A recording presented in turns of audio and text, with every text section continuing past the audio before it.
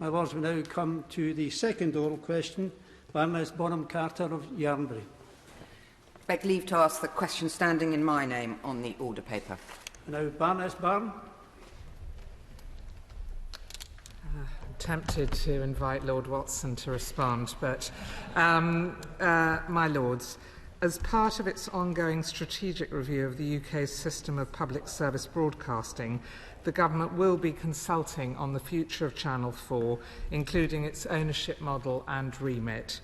With a fast-evolving media landscape, increasing competition and changing audience habits pose imminent challenges. Moving Channel 4 into private ownership and changing its remit could help secure its future as a successful and sustainable public service broadcaster. Baroness Bonham Carter of Yarnbury. Does the noble Baroness, the Minister, accept that in order for the sale of Channel 4 to bring in the amount of money the Government is talking about, the remit will have to change? Will at the very least have to be watered down, with disastrous consequences for our public service, broadcasting sector and the wider creative economy? No change to the remit means no real profit for the Government. So why do it? Could this be ideologically driven rather than economically? Something to do, my Lords, with a melting ice sculpture? I don't think it's anything to do with a melting ice culture. The Government is absolutely committed to having a thriving PSB sector, and I know the noble lady understands full well what the trends are in advertising revenues for linear television, and we're trying to address that and make sure that Channel 4 has a secure and sustainable and thriving future. Stevenson of Balmacara. But, my Lords, in earlier eras, matters of important public policy like this would have been preceded by green and white papers before Parliament considered any primary legislation that was considered necessary. On broadcasting, this Government takes a rather different approach, preferring to set up ad hoc advisory committees, such as the one looking at public service broadcasting. So what is it to be this time? Can the noble Baroness the Minister spell out what the Government will do here and explain how Parliament is going to be involved? Well, in this situation, the noble Lord refers to the expert advice which ministers will receive from the independent PSB panel, but he overlooks to mention the digital radio and audio review that will be publishing this summer, the Ofcom review of PSBs, which will be published in mid-July, the consultation that we're now carrying out on Channel 4 and on video on demand, and which will result in a white paper and legislative proposal. So I don't think that looks like taking decisions in secret. Taylor of Warwick. My Lords, the Government is on record for praising the unique public service remit that Channel 4 has, especially for serving underrepresented communities and its strong partnership with our diversity of independent production companies. Channel 4 made its debut in 1982, 39 years ago, with an episode of the excellent Countdown. Please will the Government not simply count down to a rushed sale of Channel 4 to the highest bidder, but instead help protect Channel 4 from unfair regulatory competition from the likes of Netflix and Amazon, which operate with less regulation? Well, we are addressing the noble Lord's final point through our consultation on regulation for video on demand providers. The noble Lord is right that Channel 4 has a strong reputation for its innovative and diverse content, and we think that could indeed mean that it appeals to a number of different purchasers should we decide to pursue a sale. My Lords, how long does Her Majesty's Government calculate that Channel 4, in its present and public independent structure, can survive as a going concern? There is no doubt that Channel 4 has performed very well recently, but as I mentioned in my earlier answer, all linear broadcasters are facing significant challenges from developments and disruption in the sector, including from international players. The consultation will give us the time and the information consider how Channel 4's future is best served.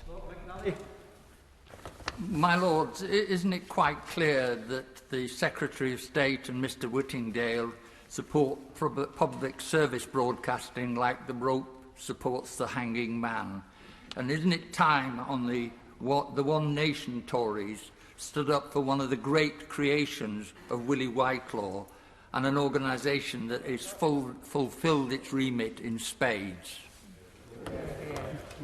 The noble lord will be aware that I have often quoted both my right honourable friend, the Secretary of State, and the Minister for Media and Data, who have both been absolutely clear about wanting to see a thriving PSB sector that is particularly important in a time of misinformation and disinformation.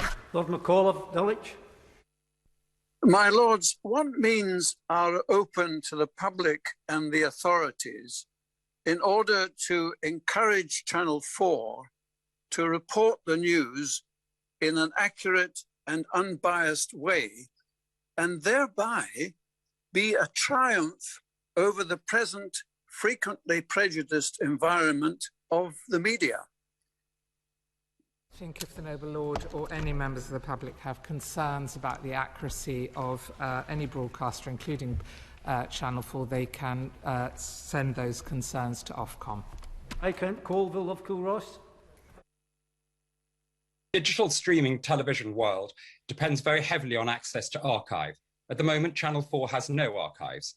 Terms of trade agreements with content suppliers mean that IP is kept by independent production companies and is seen as a crucial means by which they can grow their businesses.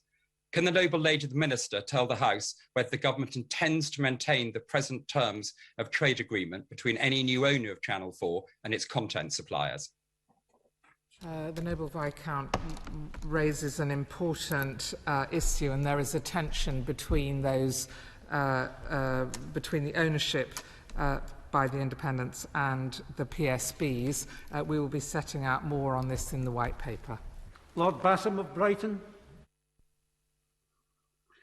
My Lords, one of the big fears about privatising Channel 4 is that the current statutory requirements for it to invest profits back into independent programming through commissioning will be dropped to make the channel sellable, the very thing that makes it unique.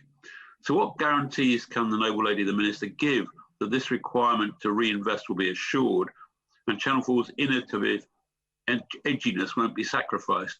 And will she also list the material restrictions that are allegedly holding Channel 4 back? And does the noble Baroness the Minister really believe in this policy? Well, I think the policy of consulting and getting an understanding of what would create a strong strategic future for a key public service broadcaster is entirely valid. The noble lord is right that Channel 4 have been hugely successful in supporting our independent production sector. The government is committed to seeing that continue, and we will take into account any impacts on that sector as we move forward. Moylan. My Lords, the Reuters Institute for the Study of Journalism at the University of Oxford has found that the UK has the lowest average local news topic access of any of the countries measured in their recent survey. If there is any reason for not privatising Channel 4, it would be to use the platform as the basis of a new local and regional television service. Has my noble friend considered this? I agree with my noble friend that locally relevant television and in particular local news is a very important part of the UK's public service broadcasting and has been highlighted in particular by the pandemic. These are issues which will form part of our strategic review of PSBs. Lord Singh of Wimbledon. Can the noble Baroness the Minister inform the House if BBC editorial policy trumps the law of the land in regard to the legal rights of presenters and contributors? If so, should there not be safeguards in governance against the danger of individual producer prejudices being portrayed as BBC policy? It's clear that BBC editorial policy does not trump the law of the land, the noble lord will be aware the BBC is undertaking a review of its editorial policy, which will report later this year. Lord Flight.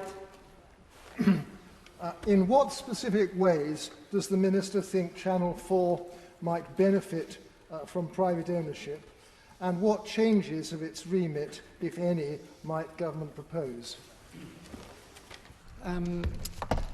I think that we hope through the consultation to discern two particular areas amongst others. One is access to additional capital. Channel 4 is reliant for 90% of its revenues on advertising and potentially greater agility to respond to market developments as we move forward. My Lords, all supplementary questions have been asked, and we now move to the next